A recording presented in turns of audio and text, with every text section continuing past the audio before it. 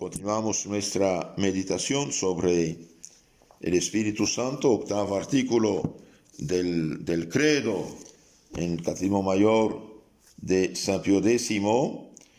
En la pregunta 139 dice: ¿cuándo bajó el Espíritu Santo sobre los apóstoles? El Espíritu Santo bajó sobre los apóstoles el día de Pentecostés, es decir, 50 días después de la resurrección de Jesucristo y 10 días después de su ascensión. La palabra pente significa 5, Pentecostés 50 días después de la ascensión, el Espíritu Santo viene sobre los apóstoles que hacían un retiro de 9 días, podemos decir, de 10 días. Los apóstoles estaban reunidos en cenáculo en compañía de la Virgen María y de otros discípulos. Perseveraban en oración, esperando, como había dicho el Señor Jesús, esperando el Espíritu Santo prometido por el mismo Señor Jesús. Ahora, ¿qué pasó cuando el Espíritu Santo vino sobre ellos? ¿Qué efectos produjo en ellos? Pregunta 141. El Espíritu Santo confirmó en la fe a los apóstoles, los llenó de luz, de fortaleza, de caridad y de la abundancia de todos sus dones. Los confirmó en la fe, los hizo infalibles. Ya los apóstoles no podían equivocarse. ¿Por qué? Porque eran los embajadores de Cristo en la tierra. El Espíritu Santo vino a enseñarles la plenitud de la verdad para comunicarla a la gente. Los llenó de luz, de fortaleza, de caridad, de abnegación, de amor de Dios y de amor hacia el prójimo. Me debo, dice San Pablo, a los ignorantes y a los sabios. Ay de mí si no predico el Evangelio de Cristo, es decir, si no llevo el mensaje de Cristo para iluminar las inteligencias y purificar los corazones. Iluminar las inteligencias por la sana doctrina predicada y purificar las almas mediante los santos sacramentos. Hay otra pregunta muy hermosa, dice: ¿fue el Espíritu Santo enviado para solo los apóstoles? El Espíritu Santo fue enviado para toda la iglesia y para todos los fieles, todas las almas fieles que lo reciben en el bautismo, en la confirmación, en los santos sacramentos. Pregunta 143. ¿Qué obra el Espíritu Santo en la iglesia? El Espíritu Santo, como el alma en el cuerpo, vivifica con su gracia y dones a la iglesia, establece en ella el reinado de la verdad y del amor, la asiste para que lleve con seguridad a sus hijos por el camino del cielo. Queridos hermanos, como el alma vivifica el cuerpo, por eso este espíritu inmortal, que es nuestra alma, se llama alma porque anima el cuerpo. Y de la misma manera, el alma de la iglesia es el Espíritu Santo. Un día un pastor protestante me decía: padre, lo que me gusta en la católica es la unión. Ustedes son más de 1.300 millones de católicos, son unidos, una sola iglesia, un papa, obispo, sacerdote, pero mismo credo, misma fe. Nosotros los protestantes, fragmentados, divididos, y pensando en lo que decía este pobre señor, pues sí, tiene razón. Ellos están divididos, fragmentados, porque no tienen el Espíritu Santo. Y cuando en la iglesia hay herejías, cismas, gente rebelde que rechaza la autoridad y rechaza la fe, causa problemas, esto no viene del Espíritu Santo, viene del otro que se hace pasar por. También en la iglesia el Espíritu Santo establece el reinado de la verdad. Por eso San Pablo decía a Timoteo, que consagró obispo, 1 Timoteo 6:20. Oh Timoteo, guarda el depósito. El depósito es algo confiado, no es de uno. Fue confiado el depósito de la fe, de la verdad, a los apóstoles, y los apóstoles lo confiaron a sus sucesores, los obispos. Ahora, los obispos, bajo pecado grave, tienen la obligación de mantener y guardar el depósito de la fe y protegerlo contra la corrupción de las opiniones personales, subjetivistas o de las herejías. El Espíritu Santo establece el reinado de la verdad y del amor en la iglesia y la asiste también para que lleve con seguridad a sus hijos por el camino del cielo. Por eso ningún obispo, ningún sacerdote, ningún catequista, ningún predicador tiene el derecho de decir sus opiniones personales como doctrina de la iglesia. Ellos son ministros y deben recibir la fe de la iglesia y comunicar la fe de la iglesia, la verdad de la iglesia a la gente para que se salve.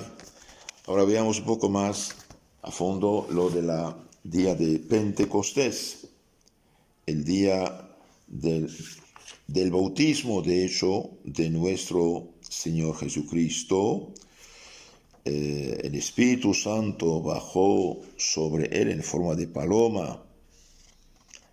La paloma, queridos hermanos, significa el Espíritu Santo conserva en los corazones la pureza, la inocencia y la sencillez. Y que como la paloma en su nido, se complace el Espíritu Santo en habitar en las almas puras. Cuando el Espíritu Santo vino sobre los apóstoles que estaban reunidos en el cenáculo, bien bajó sobre ellos en forma de lenguas de fuego. Las lenguas de fuego eran una señal para que supiesen que entonces se cumplía la promesa que el Salvador les había hecho. Y empezaron, dice, llenos del Espíritu Santo, empezaron a hablar lenguas diversas. Ocurrió en este día de Pentecostés lo contrario de la Torre de Babel, cuando los hombres orgullosos quisieron edificar una torre que llegase hasta el cielo. Dios confundió sus lenguas de modo que no se entendían unos a otros. El día de Pentecostés el Espíritu Santo viene sobre los apóstoles, ellos hablan y todos entienden lo que decían. Los apóstoles hablaban y la gente de diferentes países y bien lenguajes distintos entendían lo que decían los apóstoles, a tal punto que esta gente dice, ¿cómo es posible? ¿No son galileos? Nosotros que venimos de Grecia, de Roma, de Mesopotamia, de Arabia, de Siria, de Panfilia, de Egipto, etc. ¿Cómo los entendemos en nuestros idiomas? Y bien, el Espíritu Santo hablaba por la boca de los apóstoles y los iluminaba.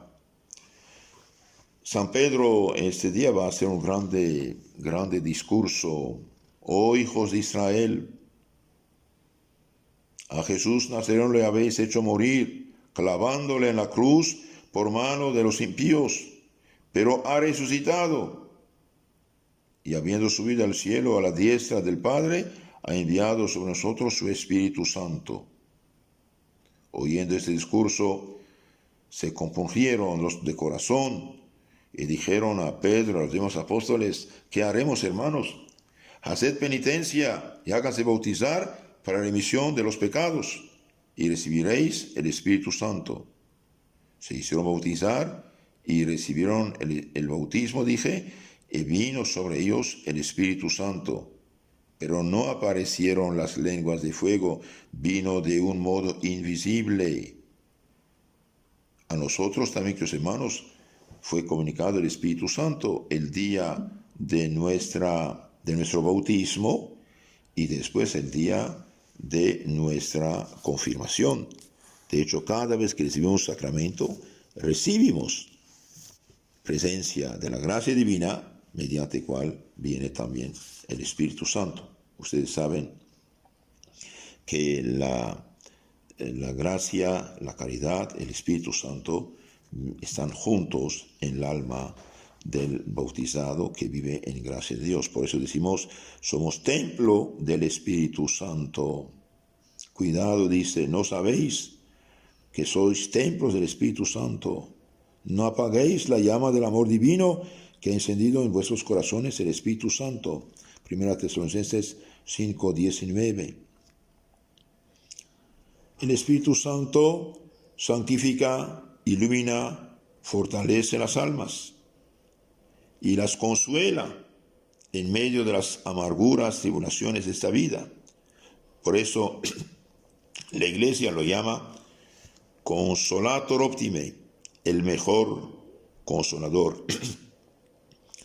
Y en la Iglesia Católica ese Espíritu Divino que permanece siempre en ella es Él que la hace santa y la asiste para que enseñe la verdad y nos guíe por el camino de la salvación. Mis hermanos, nadie puede al Espíritu Santo si no es obispo y sacerdote.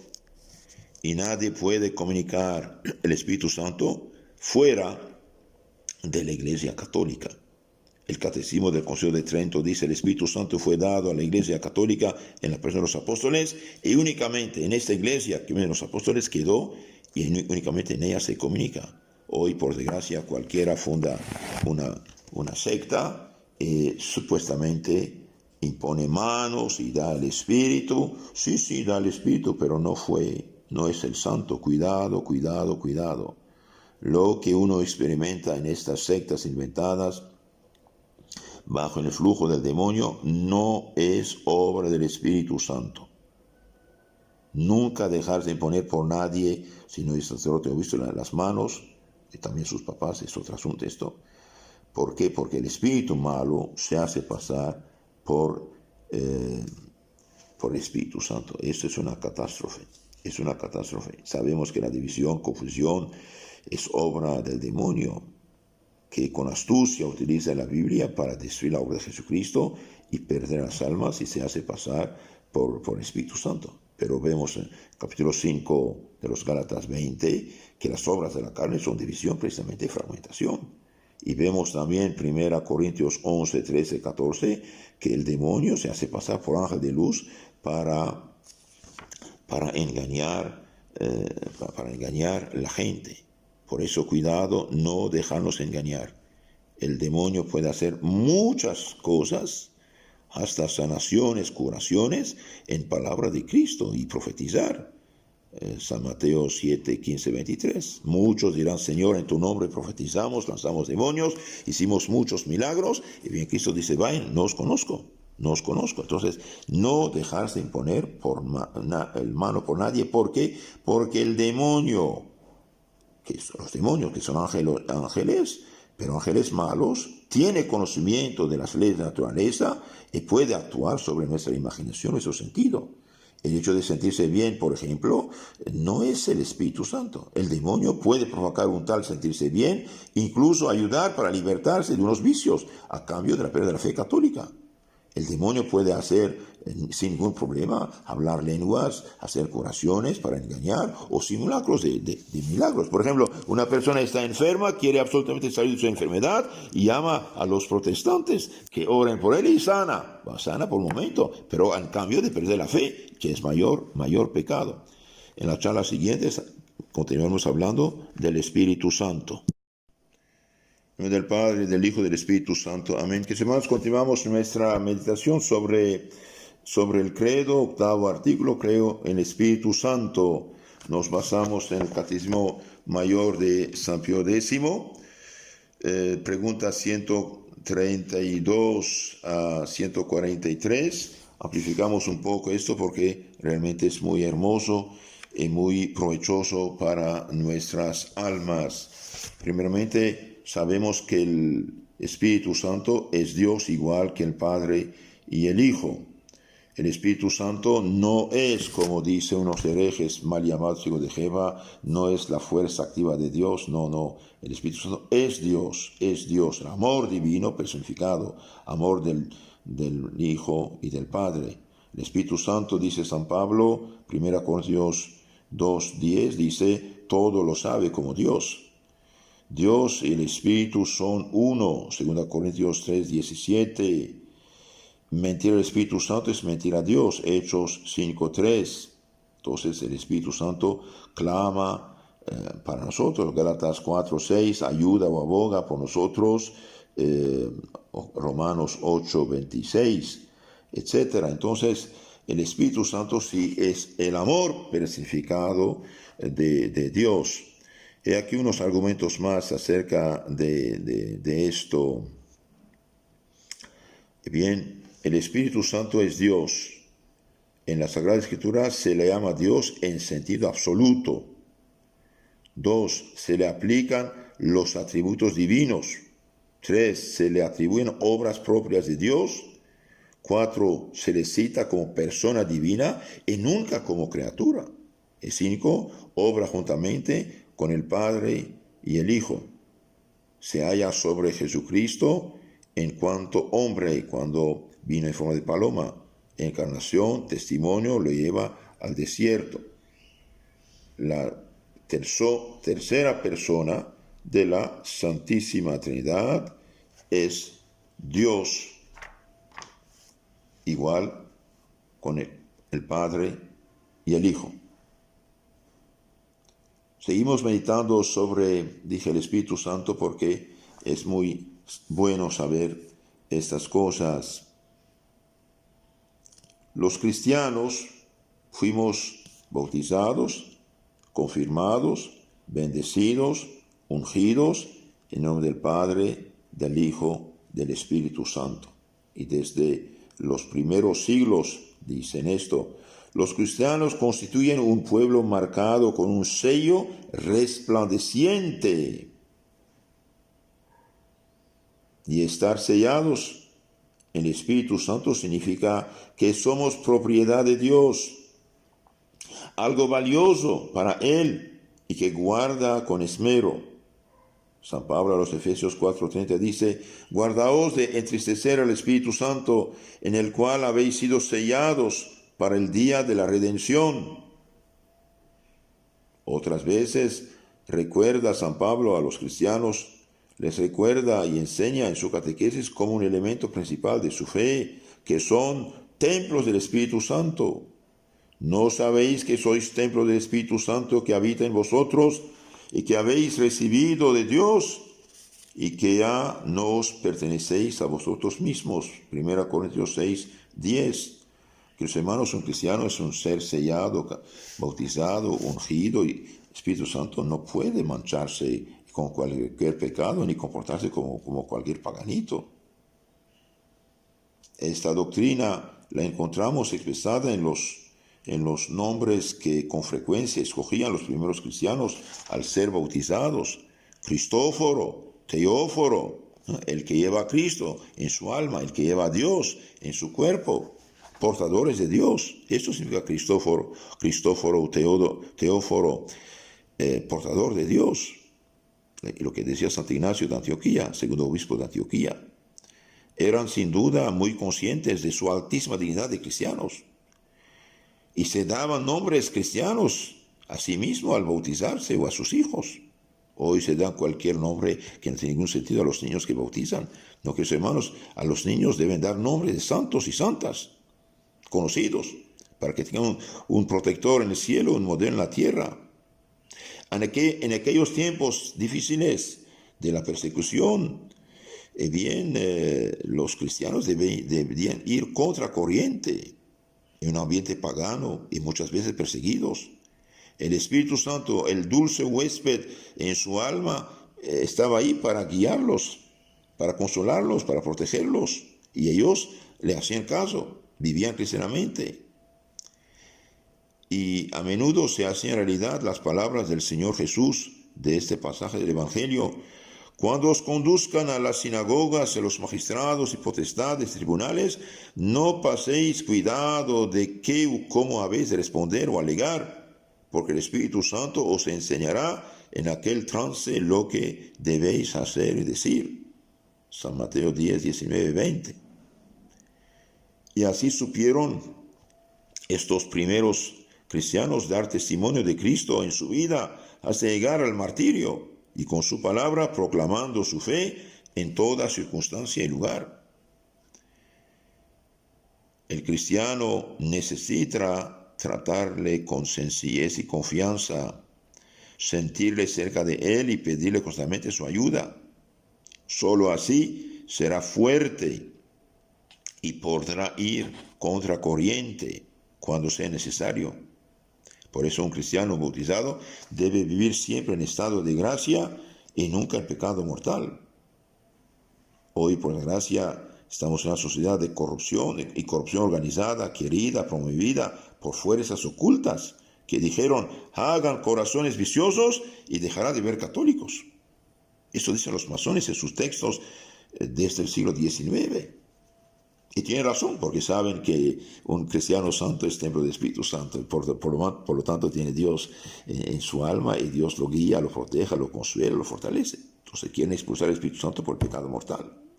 Por eso, queridos hermanos, si uno está en pecado, confesarse cuanto antes. Una buena confesión, y bien, mediante una buena confesión, el Espíritu Santo expulsa todo pecado. Solo teniendo el Espíritu Santo, el cristiano será fuerte y podrá ir contra corriente cuando sea necesario. Y sabrá hablar de Dios sin temor ni falsos complejos en todas las situaciones en que se encuentre.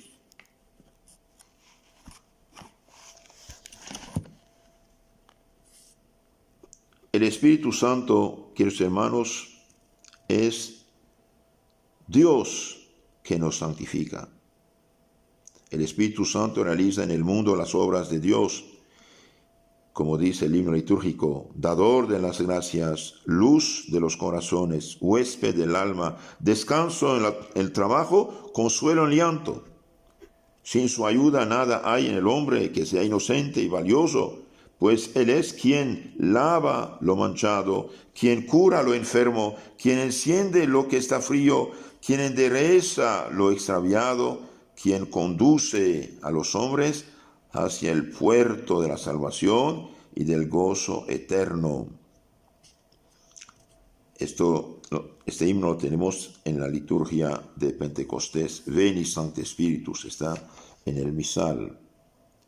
El Espíritu Santo, dice Santo Tomás de Aquino en su Suma Teológica, segunda parte, segunda, 177, artículo 1. El Espíritu Santo se sirve de la palabra del hombre como de un instrumento, pero es Él que interiormente perfecciona la obra. Por eso habló por boca de los santos profetas, de los apóstoles y de todos los santos de toda la historia de la iglesia, incluso de un sencillo cristiano que está lleno del amor divino y vive en gracia.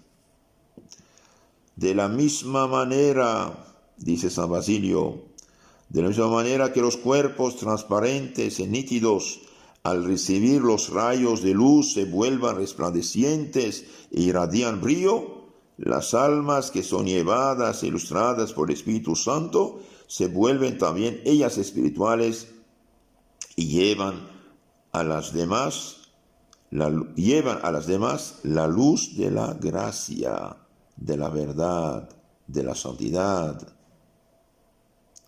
Del Espíritu Santo proviene el conocimiento de las cosas futuras, la inteligencia de los misterios, la comprensión de las verdades ocultas, la distribución de los dones, la ciudadanía celeste, la conversación con los ángeles. De él la alegría que nunca termina, la perseverancia en Dios y lo más sublime que puede ser pensado, el hacerse Dios, es decir, divinizar nuestras almas.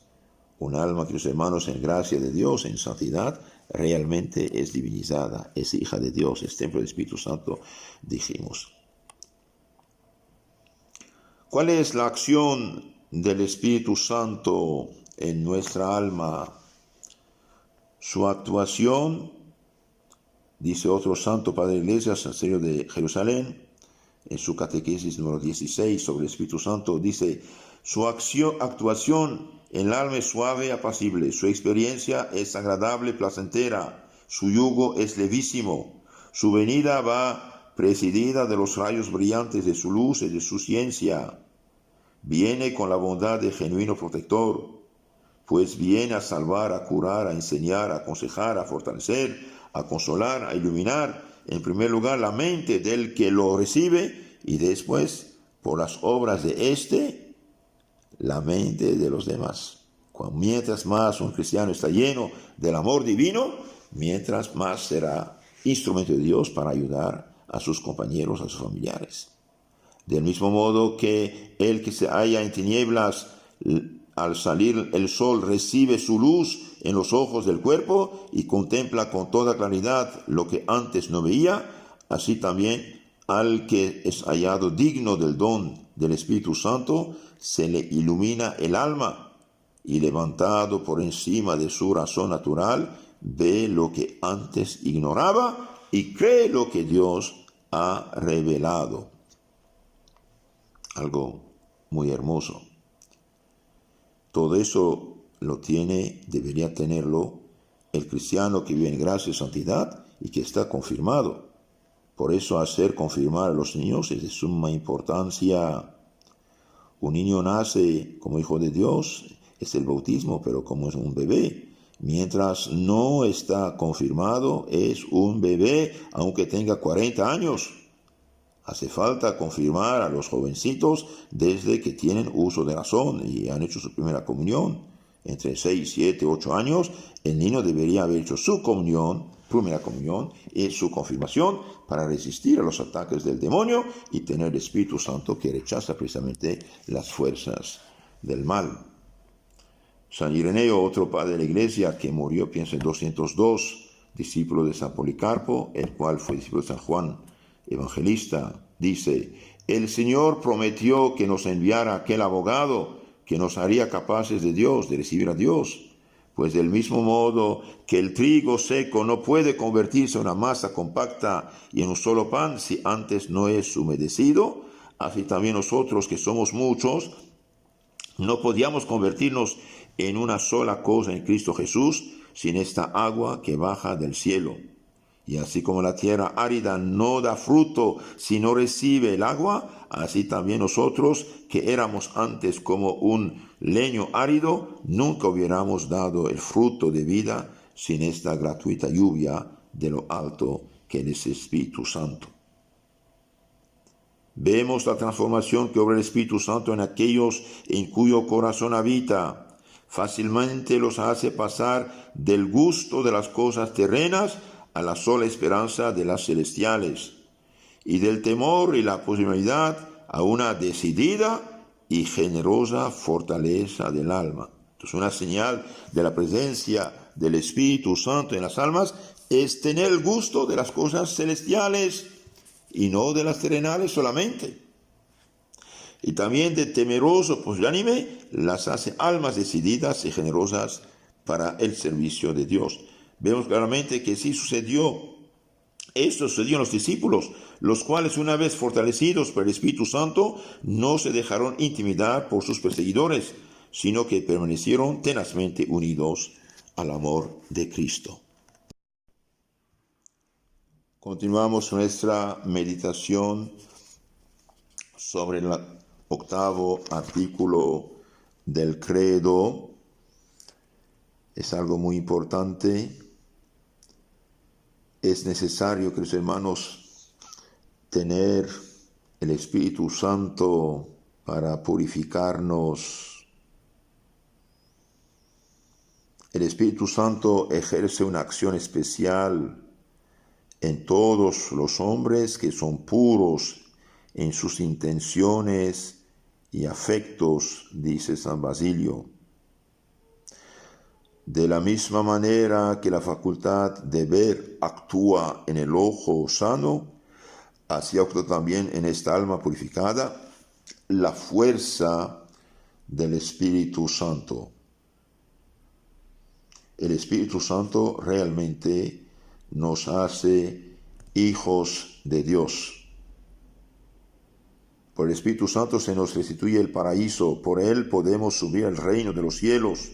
Por Él obtenemos la adopción filial. Por Él se nos da la confianza de amar a Dios con el nombre de Padre, la participación de la gracia de Cristo, el derecho de ser llamados hijos de la luz, el ser príncipes de la gloria eterna.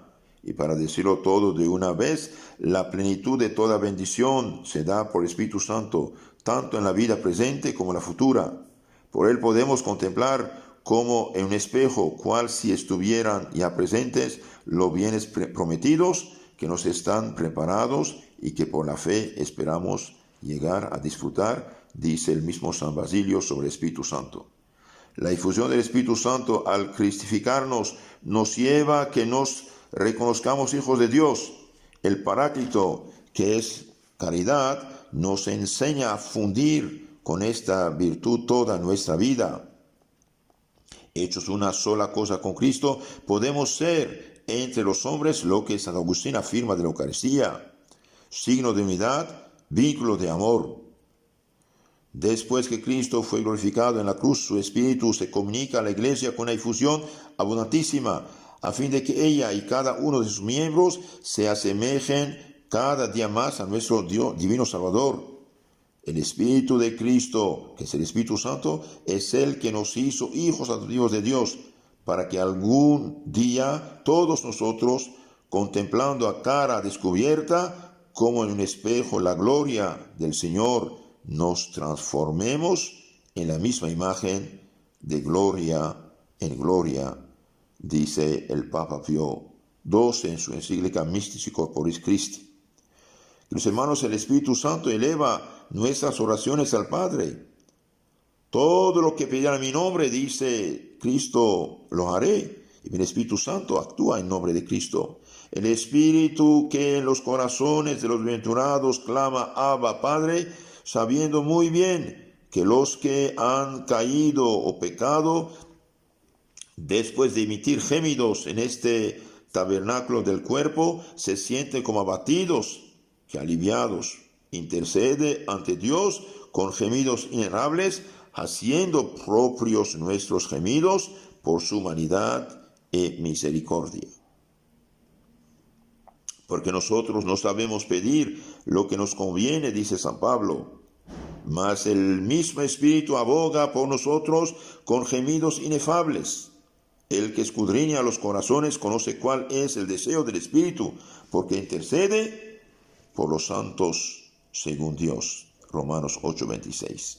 Es decir, mientras nosotros oramos, el Espíritu intercede intensamente por nosotros. Muchos de vosotros sabéis que la voz griega paráclito equivale a la voz latina abogado, porque aboga ante el tribunal del Padre por los errores de los pecadores. Por esta razón dice también San Pablo en su carta a los romanos: el mismo Espíritu pide por nosotros con gemidos que no se pueden explicar. El mismo Espíritu Santo suplica, porque inflama en su amor a los que hayan llenado, para que pidan y supliquen. Impulsa a las almas a rezar, a rezar. Mientras más un alma está llena del Espíritu Santo, más reza, más suplica. Se llama también Consolador el Espíritu Santo porque eleva el alma de los que se arrepienten de sus pecados y los prepara para conseguir el perdón de sus pecados, dice el Papa Gregorio Magno. ¿Cuál es la acción santificadora e evangelizadora del Espíritu Santo en la Iglesia? Consumada la obra que el Padre encomendó realizar al Hijo sobre la tierra, fue enviado el Espíritu Santo el día de Pentecostés a fin de santificar indefinidamente a la Iglesia y para que de este modo los fieles tengan acceso al Padre por medio de Cristo en un mismo espíritu. Efesios 2:18. Él es el espíritu de vida o la fuente de agua que salta hasta la vida eterna. San Juan 4:14.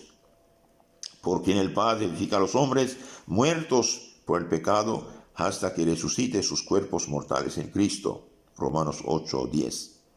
El Espíritu Santo habita en la iglesia y el corazón de los fieles como en un templo. 1 Corintios 3:16, 6:19. Y en ellos ora y da testimonio de su adopción como hijos.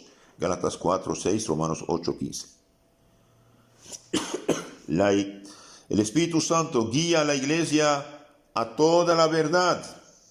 La iglesia, no iglesiasitas inventadas. El Espíritu Santo guía a la iglesia, la que Cristo fundó, a toda la verdad. San Juan 6:13. La unifica en comunión y ministerio. La provee y gobierna con diversos dones jerárquicos y carismáticos. La embellece con sus frutos. Efesios 4:11, 1 Corintios 12:4, Gálatas 5:22. Con la fuerza del Evangelio rejuvenece la iglesia, la renueva instantáneamente y la conduce a la unión consumada con su esposo, dice San Ireneo. En efecto, el Espíritu Santo y la esposa dicen al Señor Jesús: ven, Señor Jesús. Apocalipsis 22:17. Ahí donde está la iglesia, ahí está el Espíritu de Dios. Y ahí donde está el Espíritu de Dios, ahí está la iglesia y toda la gracia, dice San Ireneo, contra los herejes de su tiempo, los gnósticos, unos ciegos que decían tener conocimientos. Ahí donde está la iglesia, ahí está el Espíritu de Dios. El Espíritu de Santo fue comunicado a la iglesia en la persona de los 12 apóstoles, y la iglesia lo comunica a los fieles por la mano del obispo y del sacerdote, no de otra manera. Cuidado. Ya no huyen, ya no se ocultan por miedo los judíos, los apóstoles, después de haber recibido el Espíritu Santo. Ahora despliegan más energía en predicar que antes desplegaban en disimular. Esa transformación, que es obra de la mano del Altísimo, aparece claramente en el príncipe de los apóstoles. Ayer, miedoso por la voz de una serpiente, ahora se tiene tan inquebrantable bajo los golpes de los jefes de los sacerdotes, dice San Bernardo. Salieron de la presencia del Sanedrín contentos por haber sido considerados dignos de sufrir ultrajes por el nombre de Cristo. Hechos Apóstoles 5:41. Con los mismos que hace poco huyeron y le abandonaron cuando se le conducía delante del consejo, ahora estos mismos dan testimonio y dicen: no podemos callarnos, no hay otro nombre dado a los hombres mediante el cual pueden salvarse, es el nombre de Jesucristo. Quien da fuerza a los apóstoles es el Espíritu Santo. ¿Quién podría dudar de la venida del Espíritu de fuerza, cuya potencia invisible iluminó sus corazones y fortaleció sus voluntades? Igualmente, queridos hermanos, lo que el Espíritu obra en nosotros da testimonio de su presencia. Seamos dóciles a las luces del Espíritu Santo. Cuando anda el alma muy solícita en cumplimiento en la práctica de la verdad que le enseña, junto con la luz que dejó dicha, dan como una saeta a la voluntad, y la voluntad de recibir se siente toda encendida en amor a su Dios y Señor. Por eso, las almas llenas del Espíritu Santo no tienen miedo de sacrificarse, no tienen miedo de hacer algo por Cristo, no tienen miedo de sufrir algo por Cristo, y son muy generosas en servicio de Cristo. Termino con unas palabras acerca de la Virgen y después unas anécdotas. El Espíritu Santo bien llenó la Virgen, está llena de gracia, es decir, de la santidad que el Espíritu Santo derramó sobre ella. Y el Espíritu Santo actuó en la Virgen para, con la Santísima Trinidad en lo concreto, crear el cuerpo humano de Cristo para que fuese nuestro Salvador. Se cuenta en la historia de la Iglesia que Leonidas, padre de un gran sabio cristiano llamado Orígenes, Cuando era niño, Orígenes, Leonidas besaba respetuosamente el pecho de su hijo Orígenes mientras dormía, sabiendo que era templo del Espíritu Santo. El santo cura de Ars dice: tomad en la mano derecha una esponja empapada y en la izquierda una piedra. Oprimidlos con igual fuerza y de la piedra no saldrá nada, mientras que de la esponja saldrá agua en abundancia. La esponja es el alma llena del Espíritu Santo. La piedra es el corazón frío y duro, donde no habita el Espíritu Santo, dice Santo Cura de Ars. El mismo santo dijo: el Espíritu Santo nos conduce por la mano como una madre lleva a su hijo pequeño, como una persona que tiene vista y conduce a otra que no ve. Por eso, que hermanos, es importante vivir en gracia y santidad. Cuando se posee el Espíritu Santo, el corazón se dilata y se baña en amor divino. El pez no se queja jamás de que tiene demasiada agua. Tampoco el cristiano se queja nunca de estar mucho tiempo con su Dios. Hay quienes encuentran religión enojosa. ¿Sabéis por qué? Porque no tienen el Espíritu Santo, dice el santo cura de Ars.